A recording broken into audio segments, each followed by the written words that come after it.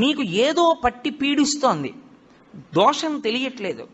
ఇందువల్ల ఇలా అవుతోందండి అంటే ఏ పర్వాలేదు అవుతుంది కానండి, ఏం పర్వాలేదండి అంటుంటారు. దోషం పట్టుకోలేరు. అది ఎందుకు వస్తుందో తెలుసా? ఎక్కడో మహాత్ముల మనసు కష్టపెట్టడమో, లేకపోతే ఏదో చెయ్యకూడని దోషం ఏదో చేశారు, అది జాతకంలోకి దొరకదు, పీడిస్తూ ఉంటుంది. మీకు దొరకని దోషం పోవాలి అంటే ఒక్క నంది అభిషేకానికే పోతుంది. అది ఎప్పుడో తెలుసా? ఎప్పుడు పడితే అప్పుడు చేయడానికి వీల్లేదు.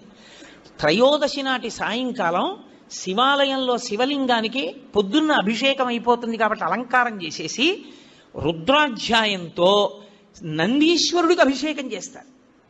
అభిషేకం చేసి నంది మూర్తిని అంతటినీ కడిగి అలంకారం చేసి చందనం బొట్టు పెట్టి నందీశ్వరుడికి శివలింగానికి ఏకకాలంలో హారతిత్తితే సమస్త దోషములు ఉపశాంతి పొందుతాయి. ఒక్క త్రయోదశి నాడే.